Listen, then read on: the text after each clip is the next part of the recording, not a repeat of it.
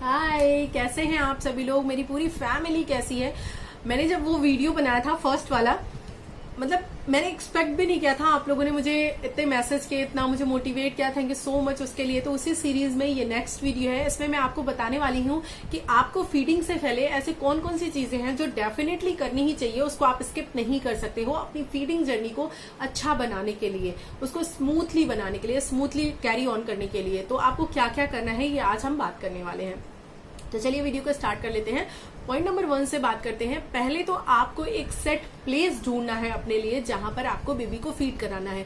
ये नहीं कि आप कहीं भी बैठ जा रहे हो, किसी भी कमरे में बैठ जा रहे हो, कहीं पे भी फीड करा दे रहे हो। रीजन समझिए उसके पीछे क्या है। उसके पीछे रीजन ये है कि अभी अभी स्पेशली अगर आपका फर्स्ट बेबी है, तो सेकंड बेबी है तो आपने सारी चीजें सीख ली हैं, काफी कुछ नॉलेज है आपके पास, एक्सपीरियंस है, तो उसके बेस पे आप सेकंड वाले में एक्सपेरिमेंट कर सकते हो। लेकिन फर्स्ट वाले में आपने क्या करना है कि आपको आइडियली एक जगह बनानी है। उसके पीछे रीजन ये है कि अभी आप अपने बच्चे को लैचिंग सिखा रहे हो, अभी आप खुद अपनी पोजीशन ट्राई कर रहे हो कि किस पोजीशन में मैं इजी हूँ, किस पोजीशन में बेबी इजी है, किस पोजीशन में मुझे कोई तकलीफ नहीं हो रही और बेबी इजीली मिल्क को पी ले रहा है, सक कर ले रहा है। तो ये सब समझने के लिए जरूरी है कि आप एक पीसफुल जगह पे हो जहां पे बहुत सारे लोग ना हो, गैदरिंग ना हो, आप अकेले हो। और मोस्ट इंपॉर्टेंट थिंग ये है कि आपको बार बार किसी चीज से ऐसे बेबी को कवर करके मिल्क नहीं पिलाना पड़ रहा है। क्यों? क्योंकि जब आप अकेले होगे तो आप आराम से पिला पाओगे और बच्चे का हेड कहाँ पर है, उसकी नोज का पोजिशन क्या है, बच्चा अच्छे से लैच कर पा रहा है या नहीं कर पा रहा है, उसका मुंह ऐसे ऐसे चल रहा है कि नहीं चल रहा है, सब चीज प्रॉपरली आप देख पाओगे। क्योंकि अगर बच्चे के मुंह में सिर्फ बच्चे का निपल पार्ट है,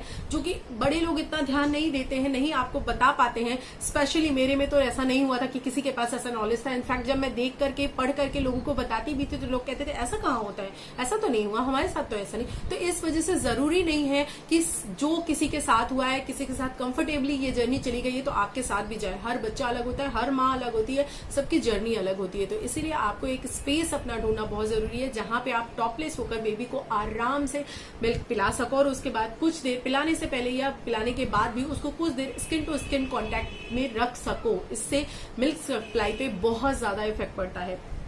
तो फर्स्ट चीज आपको ये करनी है। सेकंड चीज आपको ये ध्यान रखनी है कि बच्चा कभी भी रो रहा है तो रोती हुई सिचुएशन में उसको कभी भी ब्रेस्ट ऑफर नहीं करना है, यानी कि उसको कभी भी दूध पिलाना नहीं है, वो रो रहा है तो। अब आपको लगेगा क्या बात कर रही हो, जी हाँ, क्योंकि जब भी आप बच्चे को रोते हुए मिल्क पिलाओगे तो वो again most of the time 100 में से 99-98 टाइम वो सिर्फ आपके निपल एरिया को अपने मुंह में सक करने की कोशिश करता है। जल्दी जल्दी में वो उतना बड़ा माउथ नहीं ले पाता। बहुत सारे लोग कहते हैं बच्चे को रुला कर पिलाओ, बच्चा जब रोएगा तो मुंह बड़ा खोलेगा।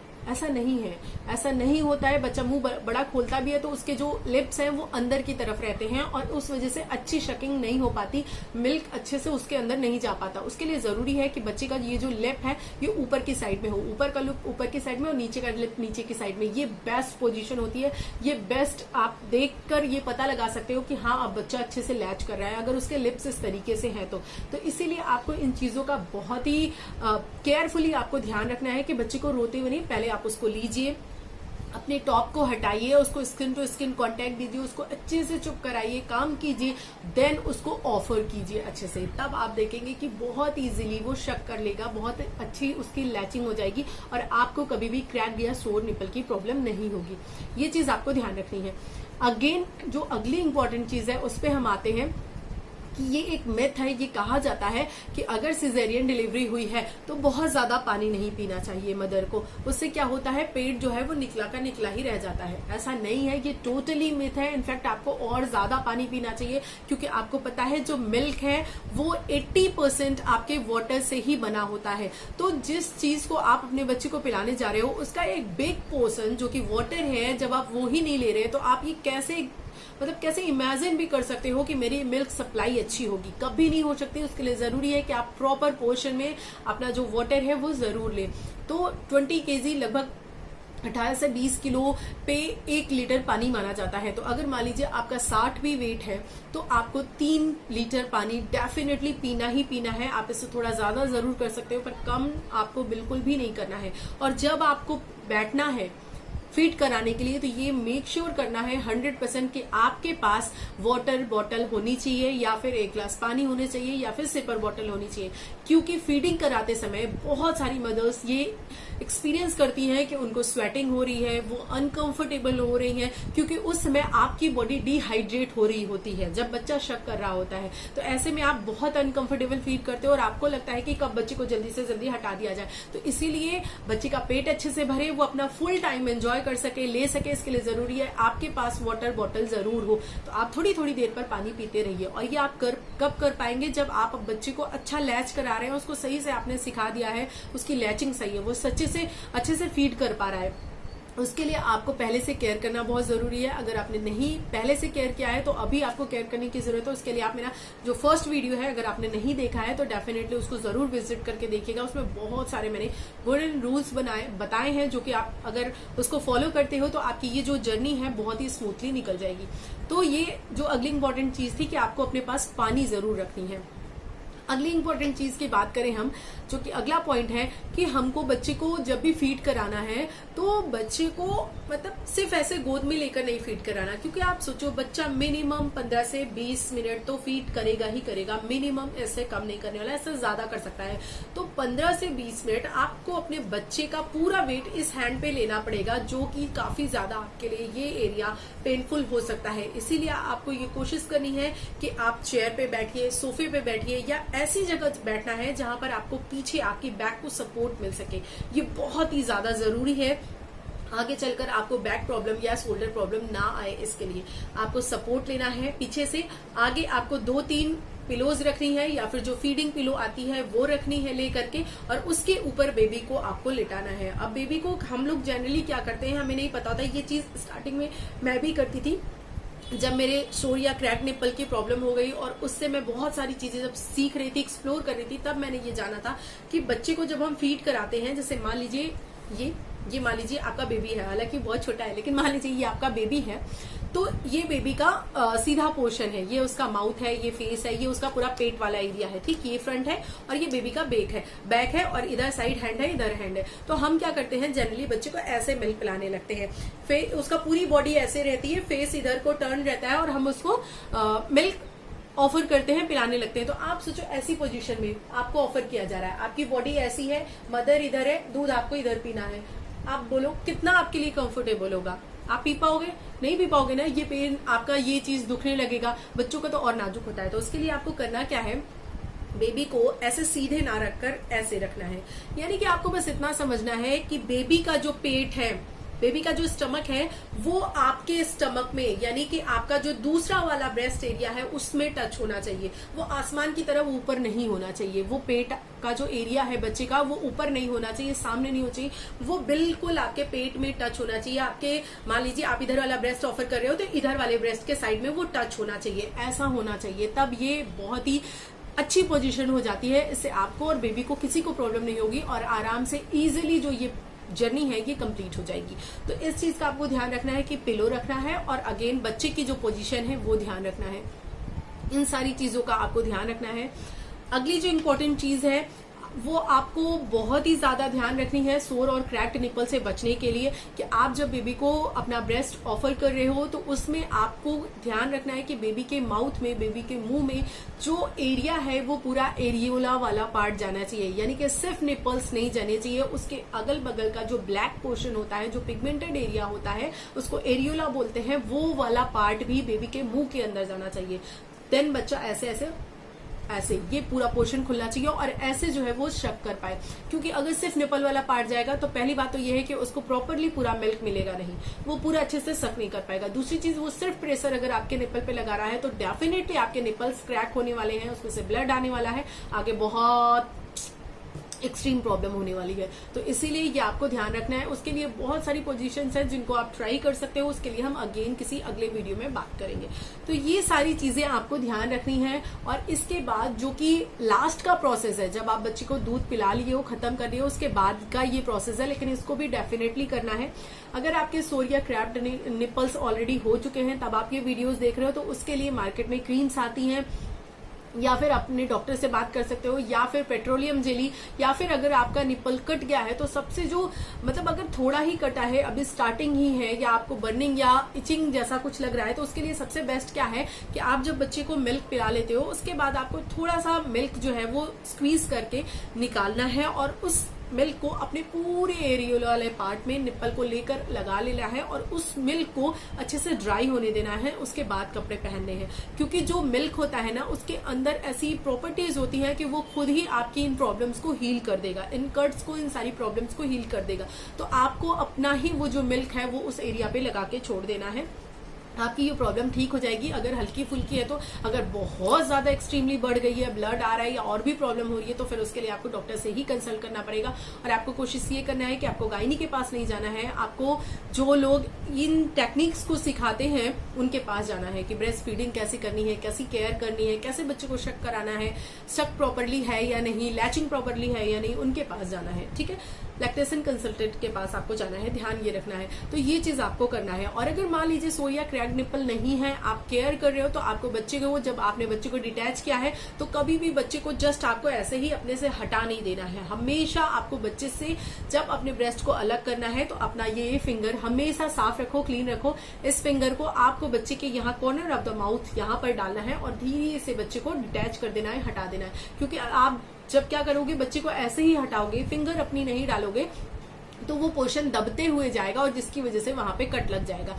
बच्चे का कई बार जो ये गम्स होते हैं, मसूड़ा होता है, वो काफी हार्ड होता है कुछ बच्चों में, तो उसकी वजह से और ज्यादा कट लगने के चांसेस होते हैं। तो इसीलिए हमेशा जब आपको अपने बच्चे से हटाना है, अलग करना है, तो कोशिश ये करनी है हमेशा कि अपनी फिंगर जो है बच्चे के कॉर्नर वाले माउथ में यहाँ पे ऐसे रखना है। उसके बाद बच्चे को डिटैच करना है, आराम से वो छोड़ देगा। जैसे ही आप फिंगर लगा के थोड़ा सा ऐसे करोगे साइड से, वो हटा लेगा और इसमें उसको कोई पेन नहीं होने वाला, कोई प्रॉब्लम नहीं होने वाली है। तो इस तरीके से आपको बच्चे को हटाना है और हटाने के बाद आपको वो पार्ट हल्के से गीले कपड़े से उसको साफ करना है। साफ करने के बाद उसको ड्राई होने देना है, खुला ही रखना है। और ड्राई होने के बाद उसमें हल्की से कोई मॉइस्चराइजर क्रीम आपको लगानी है, या फिर एलोवेरा जेल लगाना है, या फिर पेट्रोलियम जेली लगानी है, जो कि बहुत ही बेहतरीन तरीके से काम करती है। लेकिन या फिर जो आपको दवा मिली हुई है वो लगाना है। लेकिन ध्यान ये रखना है कि अगेन जब अगली बार आप फीड कराओगे तो बच्चे को आपको अच्छे से अपना जो एरिया है उसको क्लीन करके ही कराना है, क्योंकि किसी भी कंडीशन में ये सारी चीजें बच्चे के मुंह में नहीं जानी चाहिए।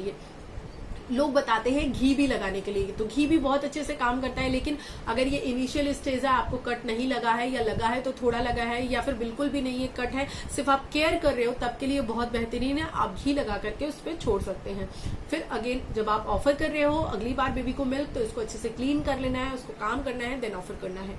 आई थिंक ये सारी चीजें समझ में आ गई होंगी। जितनी भी इंपॉर्टेंट चीजें हैं जो आपको बच्चे को ब्रेस्ट ऑफर करने से पहले करनी है, बहुत ज्यादा जरूरी है, वो सारी चीजें मैंने बता दी है। पानी आपको बीच बीच में पीते रहना है ताकि आपको प्रॉब्लम ना हो, अच्छे से मिल्क सप्लाई हो। और बच्चे को एक बार में कम से कम 15 से 20 मिनट दूध पिलाना ही पिलाना है। और एक चीज आपको और ध्यान रखना है, जो कि नई माओ को जनरली नहीं पता होता है, आपको अगर मान लीजिए कोशिश ये करना है कि जब आप बच्चे को फीड करा रहे हो तो आपको दोनों जो ब्रेस्ट है उसको ऑफर करना है, दोनों को ऑफर करना है। या फिर आपको ध्यान ये रखना है कि जब आप बच्चे को एक ब्रेस्ट ऑफर कर रहे हो तो उसको आपको पूरा मिल्क पिलाना है 15 से 20 मिनट, उसके बाद ही आपको सेकंड ब्रेस्ट पे ले आना है। या फिर अगली बार जब आप स्टार्ट कर रहे हो तो अगर आपने लेफ्ट से पिलाया है तो आपको अगली बार राइट वाले से स्टार्ट करना है। अब रीजन क्या है, क्यों मैंने कहा कि 15-20 मिनट जब आप पिला रहे हो तो आपको एक ब्रेस्ट से ही पिलाना है अगर अच्छी सप्लाई आ रही है तो। रीजन ये है कि जब दूध आता है, मिल्क आता है, जो वो दो तरीके का होता है। स्टार्टिंग में जो मिल्क होता है वो बहुत ही ज्यादा न्यूट्रिशियस होता है, कहने का मतलब ये है कि वो बहुत पतला होता है हाफ में, और हाफ पार्ट में जो मिल्क आता है, यानी कि मान लीजिए 20 मिनट आप पिला रहे हो तो 10 मिनट जो मिल्क आएगा वो काफी पतला होता है, उसमें काफी अच्छे न्यूट्रिएंट्स होते हैं। लेकिन सेकंड पार्ट में जो मिल्क आता है 10 मिनट में, उसमें फैट काफी अच्छी मात्रा में होता है। जनरली हमें पता नहीं होता और हम क्या करते हैं, बच्चे को 10 मिनट इधर पिलाया, 10 मिनट इधर पिलाने लगे, तो बच्चे को स्टार्टिंग वाला जो पतला दूध है वो तो मिल जाता है, बच्चा अच्छे से ठीक भी रहता है, लेकिन बच्चा बहुत ज्यादा वेट गेन नहीं करता, यानी कि बच्चे का हेल्दी वेट गेन नहीं हो रहा। बच्चा पी भी रहा है अच्छे से, सब कुछ उसकी दिनचर्या चल रही है, पोटी सुसु सब कुछ अच्छे से हो रहा है, लेकिन बच्चा बहुत ज्यादा हेल्दी नहीं हो रहा, बहुत ज्यादा मतलब कि बच्चा हेल्दी ही नहीं हो रहा, उसका वेट ही नहीं बढ़ रहा, तो हम परेशान हो जाते हैं, हमें लगता है हमारा मिल्क सप्लाई से अच्छे से आ ही नहीं रहा, इसलिए बच्चे का पेट ही नहीं भर रहा, क्योंकि आप फैट वाला पार्ट नहीं दे रहे हो बच्चे को, इसलिए बच्चे का वेट नहीं बढ़ रहा। तो आपको ये ध्यान रखना है कि अपने बच्चे को आपको फैट वाला पार्ट भी देना है। जब आपका एक ब्रेस्ट पूरा अच्छे से खाली हो जाए तो आपको दूसरे ब्रेस्ट पे ऑफर करना है, अदरवाइज आपको वो जो मिल्क है वो स्क्वीज करके निकाल देना है, लेकिन ब्रेस्ट में छोड़ना नहीं है। इन चीजों को आपको ध्यान रखना है। वीडियो कैसा लगा जरूर बताइएगा। कोई भी इन्फॉर्मेशन छूट गई हो तो डेफिनेटली आप कमेंट कर सकते हैं, ताकि और भी लोगों की हेल्प हो जाए। ये जर्नी मेरे लिए बहुत ही हेक्टिक भरी रही है।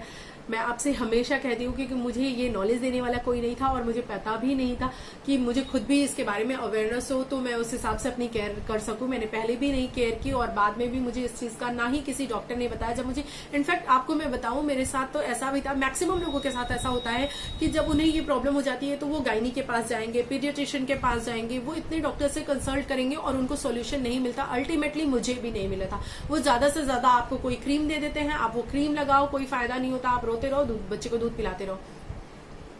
वो आपको एक लैक्टेशन जो कंसल्टेंट होती है वो ही बता सकती है, वो ही इस प्रॉब्लम को ठीक कर सकती है। बच्चे को दूध पिलाते समय बिल्कुल भी पेन नहीं होना चाहिए, तभी वो बिल्कुल सही लैचिंग हो रही है, तभी आप बच्चे को अच्छे से दूध पिला रहे हो। इसके लिए जरूरी है कि आप उन चीजों को सीखो। ये एक लैक्टेशन एक्सपर्ट जो है, कंसल्टेंट है, वो ही इस प्रॉब्लम को ठीक कर सकता है। तो आपके साथ ऐसी प्रॉब्लम है तो अपने आसपास ऐसे लोगों को ही ढूंढिए, उनके पास ही जाइए। गायनी इसमें कोई हेल्प नहीं कर सकती। हाँ, अगर उनके पास नॉलेज है, वो उस चीज को ध्यान में रख रहे हैं या अपने हॉस्पिटल में रखे हैं लैक्टेशन कंसल्टेंट को, तो जरूर आपकी हेल्प हो सकती है। मेरे केस में तो बिल्कुल भी हेल्प नहीं हुई थी। मैं बहुत सारे डॉक्टर्स के पास गई थी, बहुत सारी गायनी के पास, पीडियाट्रिशियन के पास गई थी, मुझे कोई भी हेल्प नहीं मिली थी। तो इसीलिए आपको इन चीजों का ध्यान रखना है पहले से ही। इसीलिए मेरे ये वीडियोस जो हैं इनको आपको पूरा देखना है, बीच में बिल्कुल भी नहीं छोड़ना, क्योंकि एक बार आपने जो वो वीडियोस हैं जिनमें अपनी केयर करनी थी, स्टार्टिंग में खाना पीना ये वो, उनको आपने छोड़ दिया तो एक बार चल भी जाएगा, क्योंकि उसमें मैक्सिमम चीजें या तो हमें पता होती हैं या फिर बहुत ज्यादा इफेक्ट उसका नहीं होता, या कहीं ना कहीं से हमें पता चल जाती। नहीं पता तो हम जब नॉर्मल रूटीन में डॉक्टर के पास जाते हैं तो चेकअप से पता चल जाती है। लेकिन ये एक ऐसी चीज है जिसे सीखने की जरूरत है। आपको कहा जाएगा बच्चे को दूध पिलाना कौन सी बड़ी बात है, इसमें क्या ही सीखना है, गाय भैंस भी तो बच्चों को दूध पिलाते हैं, वो कौन सी काउंसलिंग करते हैं। बच्चे को दूध सभी पिलाते हैं। हर वो मदर जो माँ बनती है वो अपने बच्चे को ब्रेस्ट ऑफर करती है, दूध पिलाती है, लेकिन हर एक मदर की ये जर्नी पेन फ्री होगी इसकी कोई गारंटी नहीं है। इसके लिए जरूरी है कि अगर आपने इसके लिए चीजें अच्छे से सीखी हैं, केयर की है, तो ही ये जर्नी स्मूथली जाती है। अदरवाइज ये जो मदरहुड की जर्नी है ये बहुत ज्यादा स्ट्रेस भरी हो जाती है और लोगों को लगता है कि ये तो नॉर्मल है। जो बूढ़े लोग होते हैं जनरली, आपने ये सुना होगा, आजकल तो सहने की आदत ही नहीं है बच्चियों को, इतना ज्यादा आरामदायक हो गई है कि उनको थोड़ा भी पेन हुआ तो बच्चे को दूध ही नहीं पिलाएंगी। आइडियली रूल तो ये है कि पेन तो होना ही नहीं चाहिए। अगर करेक्ट लैचिंग हो रही है तो बिल्कुल पेन होता ही नहीं है। तो आपको ये चीज डेफिनेटली सीखने की जरूरत है। प्लीज इसको सीखिए। ये एक बहुत कॉमन चीज है, लेकिन इसको सीखना उतना ही ज्यादा जरूरी है। Thank you so very much कि आपने वीडियोस को देखा और अपना प्यार ऐसे ही बनाए रखिए। आप लोग मुझे कमेंट भी करते रहिए कि आप किस टॉपिक पे चाहते हैं कि मैं उनको कवर करूं, उन पे वीडियोस ले आऊं। चलिए, अपना बहुत ध्यान रखिएगा। केयर बिल्कुल अपनी करनी स्टार्ट कर दीजिए अपनी इस जर्नी को। अगर आपका मदरहुड स्टार्ट हो गया है तो इसको एंजॉय कीजिए। मेरी तरफ से congratulations and bye bye, take care.